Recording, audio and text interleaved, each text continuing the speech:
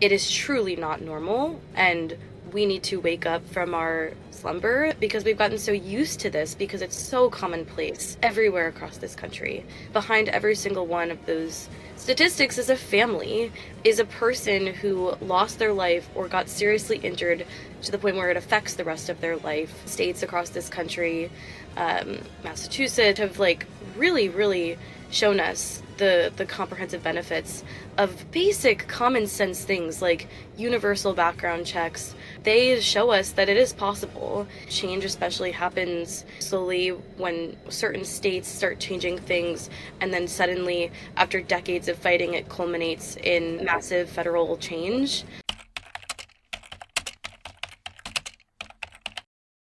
I'm excited to welcome Jaclyn Corin to the Qasim Rashid Show. Jackie, you have absolutely seen on television before. She's the co-founder and executive director of March for Our Lives, the inspiring youth-led anti-gun violence program that emerged out of the horrific atrocity that was the Parkland mass shooting. Jackie, with the world on literally fire right now, I'm grateful to have a few minutes to chat with you on how we can put out some of these flames. Your work in this space has been inspiring, and I know it's been an uphill battle. Thank you for being with us today. Well, thank you for having me. It is definitely hard work, and it's definitely been an uphill battle, but we've seen a lot of progress, so it's up to us to keep moving this forward. You know, I look at the data on gun violence, just to kind of dive right into it. And there's the website gunviolencearchive.org that Yeah. documents this. And the data is just astonishing every single year, right? I mean, this year already, you've had 135 children killed under the age of 11, 626 teens killed between 12 and 17. You've had, more than 829 unintentional shootings, nearly 400 murder-suicides, more than 200 mass shootings. And I, for one, would feel depressed constantly looking at this data, which I'm sure you're studying inside and out. Just kind of on a very esoteric note, how do you maintain a sense of hope that we can address this issue in a long-term and sustainable way? Yeah, I mean, everyone should hear those statistics and stop dead in their tracks. I feel like they've become very commonplace to throw around in American society, but it is truly not normal, and we need to wake up from our slumber that, we've all been in because we've gotten so used to this because it's so commonplace everywhere across this country. But behind every single one of those statistics is a family, is a person who lost their life or got seriously injured to the point where it affects the rest of their life. And we are fighting for every single one of those people. But I mean, it's hard to maintain hope sometimes. I'm not gonna lie. Yeah. I have PTSD, and I walk around the streets, and I'm scared constantly. And that's a fear that many people across this country live with, especially young people who have grown up with lockdowns as, commonplace in their schools. But I maintain hope because I've seen the tangible benefits that comprehensive gun violence prevention policies can bring about. There are certain states across this country, Massachusetts, and others which have really shown us the comprehensive benefits of basic common sense things like universal background checks, red flag laws, and they show us that it is possible, and change takes a really long time. We've seen that in this country, through so many different issues. A lot of change especially happens, slowly when, certain states start changing things, and then suddenly, after decades of fighting, it culminates in massive federal change. And I think that this issue is just going to be one of those where we have to fight for, small things on the state level over the course of time. And it's really hard work. But thankfully, so many young people, so many, parents, so many folks across this country are willing to take up that battle. And, really what gives me hope beyond the policies of it all are the people who continue to dedicate themselves to Sure. to this issue. I work with Sure. survivors all the time, young people who say that, advocating for gun violence prevention policies really was their entrance into civic and political life. And, you know, there are many people who are dedicated to this and will remain so for the rest of their lives, and I'm definitely one of those people. And I was going to ask you that, and it's kind of a personal question, so I want to be sensitive. So to the extent you feel comfortable sharing, I mean that day, February what, 14th, Mhm. 2018, Yeah. changed the course of history for countless people. It certainly changed the course of history for you directly. Do you ever wonder what life would have been like if that hadn't happened? I mean, it's, obviously the horrific atrocity took, you know, way too many lives and caused way too much harm and damage and injuries. But just from a career perspective, have you ever thought about, I wanted to do this, or a teacher, or a doctor, or travel the world? I mean, how has it impacted you? And again, I know it's a sensitive question, so to the only speak to the extent you feel comfortable. No, yeah, I appreciate the question, and I wonder about that very often. These sorts of things completely change people's lives. There was a before and after the shooting for me. Sure. I wanted to be a nurse. I was really involved in my student government. I planned to stay in Florida because that's what many people do who, I grew up with.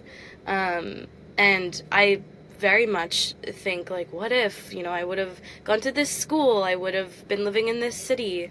Um, and, I feel it's just like a weird feeling to know that there's, a different dimension out there where I'm living a different life. Yeah. But I'm thankful that, I've been able to dedicate my career to helping a cause like this. I didn't know that, advocacy careers existed, but I was a very passionate young person. And so starting March for Our Lives really exposed me to making a career out of trying to fight for people. Well, Um, I will say and nurses save lives, and the work you're doing is saving lives as well, and it's inspiring.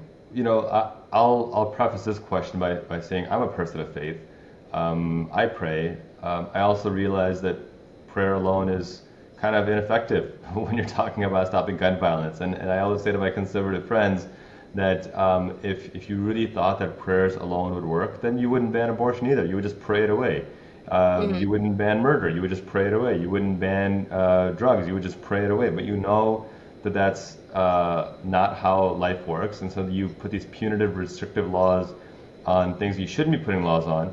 But then you're like abortion and reproductive health. But then on things like gun violence, you're like, no, let's just pray it away. I saw a study, I think in CNN and a few other outlets, that there have been over 400 mass shootings in like churches and houses of worship in general over the last decade or so. 400, which is, like, was God not in the church? Like, what are we talking about at this point? How do you get through to the sizable population in our country who genuinely believes the problem is not the lack of common sense gun safety legislation like universal background checks and red flag laws and gun storage safety laws, but something I mean, they're convinced that if we just pray hard enough, gun violence will magically disappear. How do you get through to that population? Yeah, I mean, the thoughts and prayers response that politicians love to give after shootings is a complete scapegoat, and we know that. Yeah. But yeah, you're right. There are people around this country who believe praying is the answer, and I think it takes a genuine commitment on the part of community members, family members, loved ones to sit down and educate that person and expose them to research, expose them to stories. Especially, I think research can only do so much to people who, Yeah. are a bit more spiritual or religious and are relying on that basis. But talking about the stories of people's lives who have been positively impacted and saved by policies. And it's hard to just for me to go in and talk to someone and change their mind right off the bat. It takes a genuine commitment by people who, are trustworthy to the, person who doesn't believe in these policies, to commit themselves to changing minds. I myself have done the same thing. My dad actually, in 2016, was a Trump supporter. After the shooting, he was just like, this was one crazy person. There's, no bigger system around it. Like, Jackie, relax. And he even tried to prevent me from starting March for Our Lives. But I snuck out of the house and met up with my friends to continue building the organization and organizing a trip for my classmates to lobby the legislature in Tallahassee. And my dad was not pleased with that. But slowly, over the course of weeks and months, and seeing me advocate and talk about these policies, talk about my experience, talk about the people who we've lost, he began to shift his mind because he loved me and he wanted to try to be on the same page. And then years later, he's in total agreement and cheering me on at, the town halls that March for Our Lives was putting on. So it's genuinely possible, but it takes a commitment to community to change these people's minds, because at the end of the day, their religion, the core piece of that is community. It's a value. So to tap into that and meet them where they're at is the solution here. I agree. And I point out to them that it's not that we don't want you to pray. Do your thing. Like, whatever works for you, do your thing. It's the and aspect. Like, and let's do something else beyond that as well. No one is, and I think this is something that the left gets maligned for, that we're, anti-God or anti-prayer. And I point out, absolutely not. By all means, it's not by any means anti-God or anti-prayer. It's that we should add to that the actions of this world that we're required to do, the actual actions. You can't just pray away hunger, right? You have to actually feed people.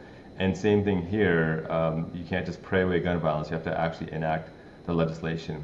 Part of where I get really frustrated, Jackie, and when I'm in where I grew up in Illinois now, but when I was in Virginia, we were able to successfully pass red flag laws, which were critical. And for those who are unfamiliar, these are basically laws that say that if some person is engaging in domestic violence or gender-based violence, then we can get a warrant from a judge to take away their firearms, either permanently or temporarily, until it can be shown that they're not a hazard to themselves.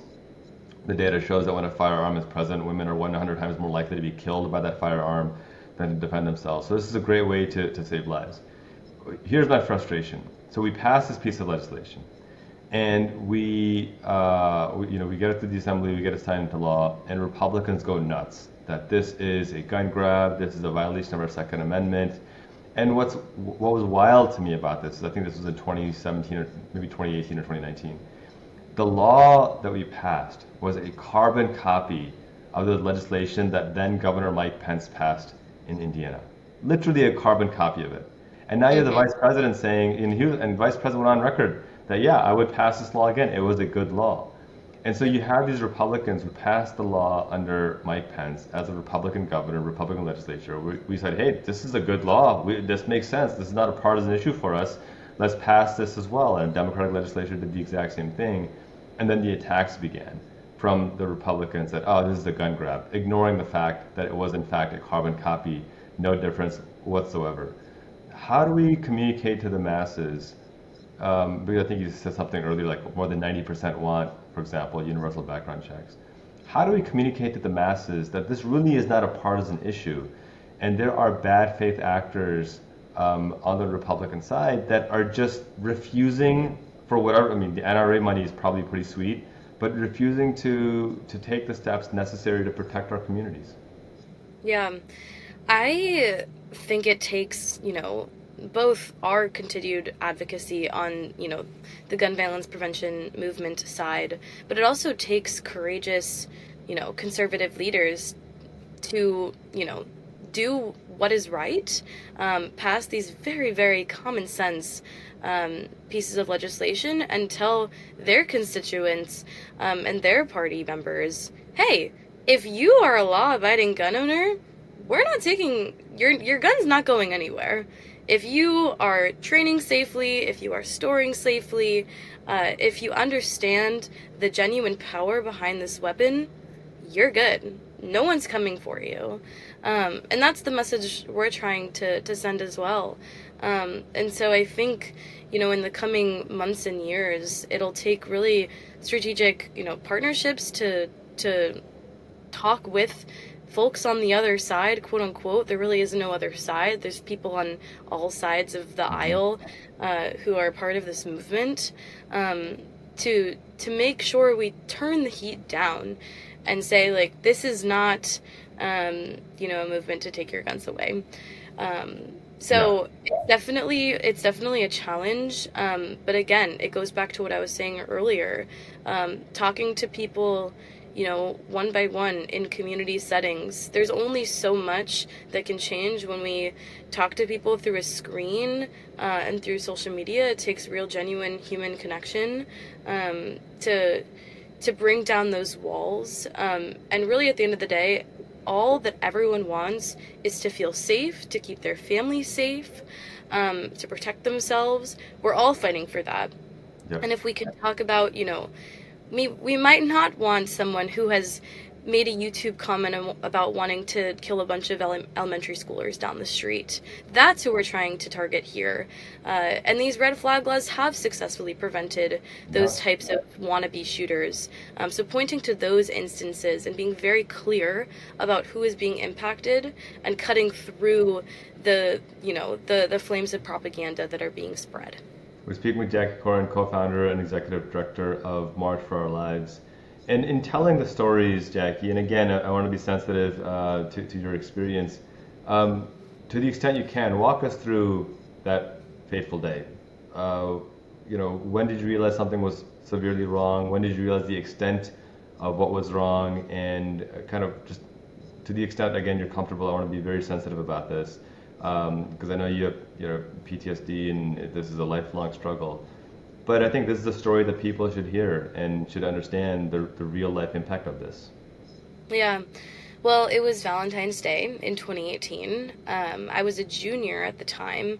I was 17 years old. I was a child. And I was going about my day, feeling really happy. It was a holiday. Everyone was carrying teddy bears and carnations and wearing red and pink. It was a really happy day on our high school campus. And actually in my second period that day, we had a fire drill. So we all evacuated. And I remember saying to my friend, I'm kind of scared of these drills because it would give a shooter a really good opportunity to get a lot of people in one place and just fire away. And my friend was like, Jackie, don't be ridiculous. We live in Parkland. Nothing would ever happen here. And I said that because, I'd seen it before. And I knew that just because we were a traditionally safe suburb, that we weren't truly safe. But I carried on with my day, and in fourth period, I was delivering carnations as a part of our school flower drive that I was running in the 1200 building. And that building had 3 floors, so I went through floor 1, up to floor 2, said hi to my friend Jamie Guttenberg, who happened to be in the hallway, went to floor 3, and finally got through all the buckets of flowers I was delivering, and went back to my other classroom in a nearby building. And as soon as I re-entered that classroom, the fire alarm went off again. And I was like, that's so weird. I don't know why there would be a second drill, but sometimes people pull it and are just being obnoxious, whatever. And so we evacuate again, and very suddenly everyone is screaming. My best friend at the time grabbed my hand and screamed that she had heard a gunshot. And we raced back into our classroom, barricaded the door, hid in a dark back corner, and sat there for 3 hours in silence, not knowing if the next sound we were going to hear was an AR-15 breaking through the window of our door. And thankfully, when that window did break, it was the FBI. But many people in my school were not as lucky as I was. And in fact, the shooting happened in that 1200 building I was delivering flowers.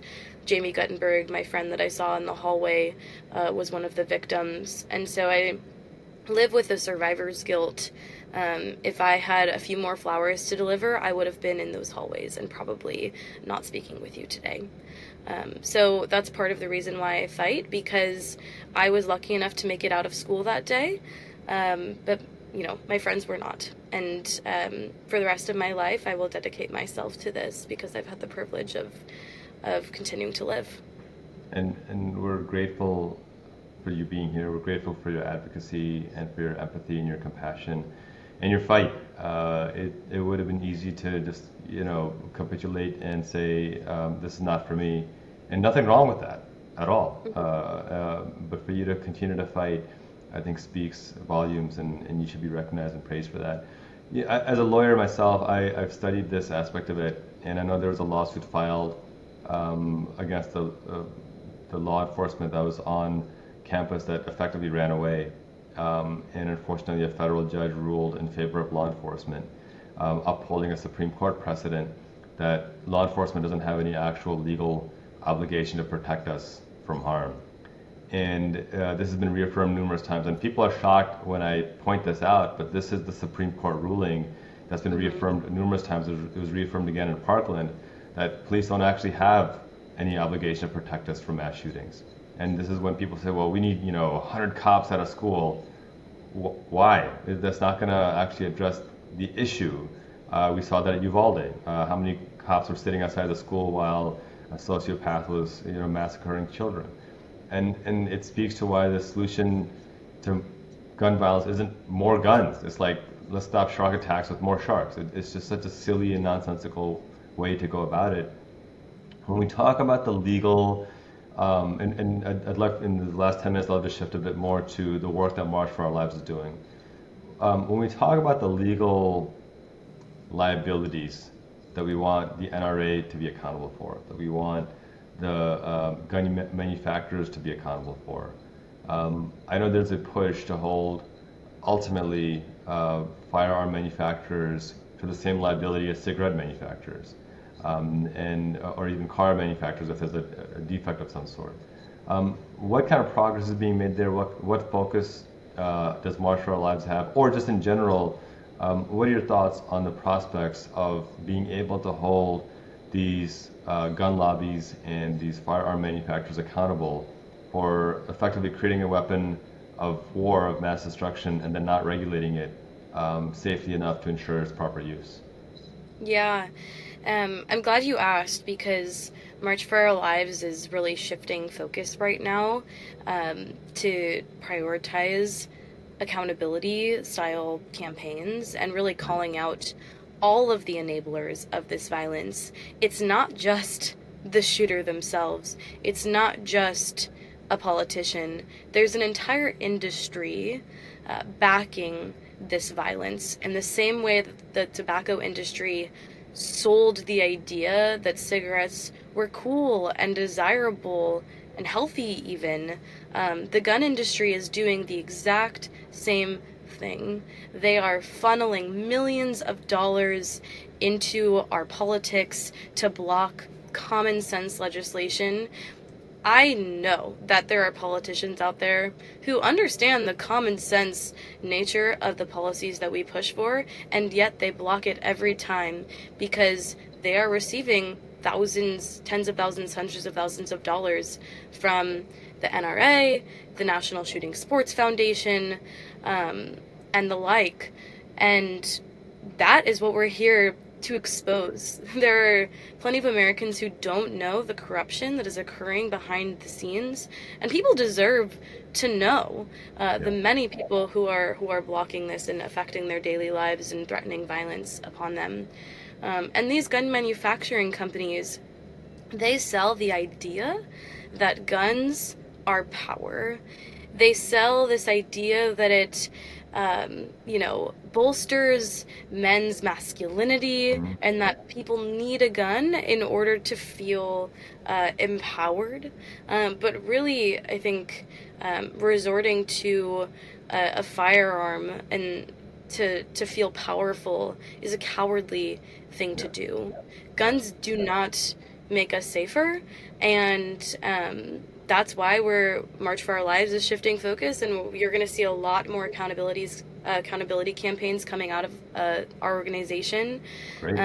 We just recently did one focused on Pam Bondi. Pam Bondi, our Attorney General, Yes.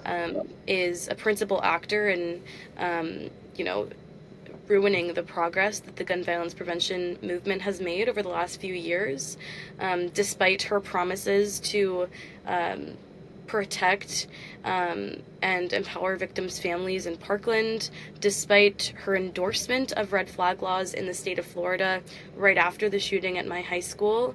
And now she is doing everything she can to protect rogue gun dealers and support the gun lobby. And it's truly, truly, hypocritical, and she deserves to be called out, and that's what Yeah, we're here to do. absolutely. Well, if Pam Bondi can protect Trump from the Epstein files, then surely she has no moral compass in defending gun manufacturers and firearms dealers as well.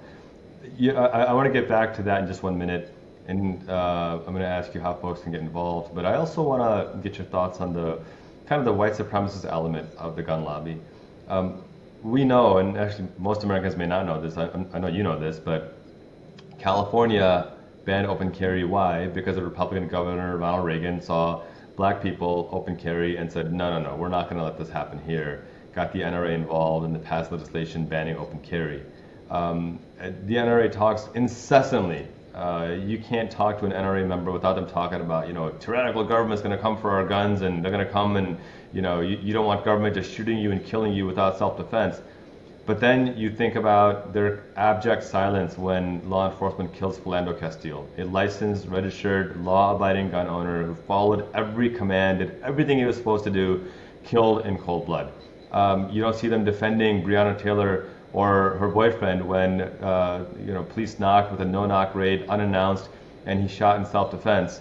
Not a peep from the NRA that, hey, he was just fighting for his life as we trained him to do. No defense of Breonna Taylor for the murder, for Daunte Wright. The list just goes on and on and on of black Americans who did everything they were supposed to do, but were still killed in cold blood, and the NRA has remained completely silent. I couldn't find a single statement from them condemning this attack. I guarantee if that was somebody who had the complexion for protection, they would have been front and center saying this is tyranny, this is horrible, we can't allow this to happen.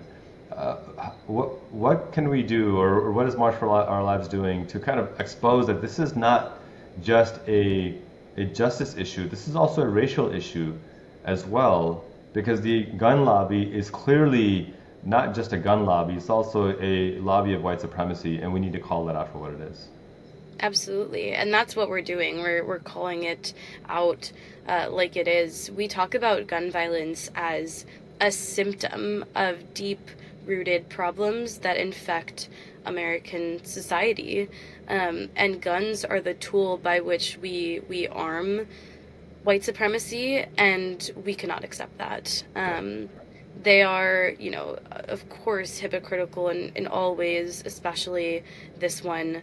And so we're going to, call out, that hypocritical, dangerous argument that they have, and highlight the lives who have been lost, and center the real human impacts of the gun industry's violence. Those are the two focuses of the organization, and hopefully with both the education about the enablers of violence and highlighting the people behind the statistics, we can work to mobilize more people to get involved in the fight. Absolutely. And Jaclyn Corin, co-founder, executive director of March for Our Lives, thank you for sharing all this. As we go into the last 3 or 4 minutes, can you share a couple of practical action items? cherish the opportunity for my listeners, my viewers, to know what they can do practically to get involved. It's one thing to identify just the injustice we're facing or the problem we're facing, and you've done an excellent job of that. What's the next step? So we've done the thoughts and prayers side. What's the action side that we can take to start to make a meaningful difference, whether it's locally or nationally? Yeah, well, I really appreciate it. So I'll start at the local level. I encourage everyone listening to look up if there are local organizations, especially local community violence intervention or interruption organizations. CVI groups exist in most urban cities, and support their work. CVI groups are essentially direct service organizations that stop violence on the streets before it happens. They do amazing work and are a really, really large reason why we've seen a reduction in gun homicides in a bunch of major cities. Baltimore, for example, has reduced their gun homicide rate by 25% in the last couple years. Yep, It's amazing. truly remarkable. So look up if there are community violence intervention groups in your area, donate to them, volunteer if they accept volunteers, do what you can. On the state level, I'd say research the gun safety laws that exist in your state or lack thereof. And write a note to your state senator, your state representative, and ask what they are doing to fight for this, what they're doing to protect you from gun violence. Look up other state laws, especially in Massachusetts. They are like a golden standard for gun safety laws. Figure out, what your state might be missing and push for those things. Get a group of friends together, your family, because you have the right and you have the access to talk to your elected officials. That's one thing that I didn't understand when I was young. I didn't realize that I could just call my state senator's office. I didn't realize that I had this adjacency and access, but really all of us do because they work for us. Yeah. And then on the national level, I'd say there's so many organizations doing amazing work. Organize with them. I'm currently behind the scenes with my team building an action network of resources and toolkits that people can easily plug into. They're easy on-ramps for taking action. Many different organizations exist to plug in and volunteer. So organize, donate to these organizations. The work is hard and we need people and resources to keep going. So, any way you can help us out is always appreciated. But yeah. No, those are excellent local, state, and federal suggestions. And just to double down on Jackie's point, it can seem like screaming into the wind or spitting into the wind, whatever the term is, by calling your local electeds. But I promise you, it makes a difference. And the more local, the more of an impact it makes, because there are just too few people. A member of Congress getting 25 calls is really not a big deal. They probably need 25,000 calls. But I promise you, your local city council, here in my city, we passed a city council ordinance banning assault rifles. And it went up to the state Supreme Court, and the state Supreme Court upheld our ruling that they're not allowed in our city. And I live in the safest large city in the country as a result of it now. And so a city council member getting 25 phone calls, trust me, their phone is ringing off the hook, and it will make a difference. So, get you and a bunch of your friends together and just call them and demand action. With March for Our Lives specifically, you've given some great advice on the local, state, and federal level. How can folks get involved with your organization? How can they donate? How can they support? How can they play a role in the programs that you guys are working on? Yeah, we would love it if you would follow us on our social media channels. We're a variation of March for Our Lives on Instagram, TikTok, Twitter, Facebook, Threads, and visit our website, www.marchforourlives.org. We are going to be very active with new campaigns, especially in 2026 leading up to the midterms. So keep a lookout of all the work that we'll post over there. There's a donate button on the website, so we'd love if you could give. Even $5 seriously goes a long way if many people do it. And like I said, I'm building with my team an action network where people can plug in to be a member of March for Our Lives. And we'll host, regular calls where we do phone banks all together, or we write letters all together. They'll differ every single time. But when that infrastructure stands up in the coming weeks, we'd love for you to join to be a member. And are you guys on Substack yet? We do not have a Substack. We'll chat about that. We'll have to get together on Substack. I'm on there. It's a phenomenal resource for folks who are politically minded and activated and civically minded and activated. So we'll get you on there as well. Okay. Jackie, it's been a privilege. I will just share one quick story before we part. I was 16. I was a junior in high school when Columbine happened. And I remember it just sending a shockwave throughout the country. This is pre-internet, right? This is pre-internet the way we know it. There was no social media. Email was kind of the most advanced thing, and even that, nobody really used email except nerds. And it's just a fact. And so communication was really through television and radio. And we heard about it at school because teachers started talking about it. And when we got home, we saw the footage. It was mortifying. And I remember as a junior in high school thinking, my God, this is such a horrific atrocity. And then I probably in my naivety as a child thought, you know what? I'm sure the people in charge will make sure this never happens again. I'm sure they'll pass laws and make sure this never happens again. And it stayed in the news cycle for months, right? I mean, just for months and months. I mean, now it's another mass shooting every day, but at the time it stayed for months. And then you saw things happen like, George Bush lift the ban on assault weapons, and we saw the spike in mass shootings then. And I share all this to say that if my generation of youth had the courage and conviction as your generation does now, maybe we wouldn't be in this mess that we're in right now. And the work that you guys are doing is not only important now, but generationally, in 10 years and 20 years as well, people will be able to look back and point to the work and leadership that you guys have done right now. So my immense gratitude, that was a point of the story, my gratitude and kudos to you for having the vision and the conviction that I wish my generation had, but better late than never. And I think it's because of the work you're doing now that we will be able to call our country once again a safe country. So my appreciation to you for that, Jackie. Well, thank you so much. And, we are fighting for the next generation to not have to deal with this. So hopefully with everyone who is listening, all of your help, we can end this once and for all. Amen to that.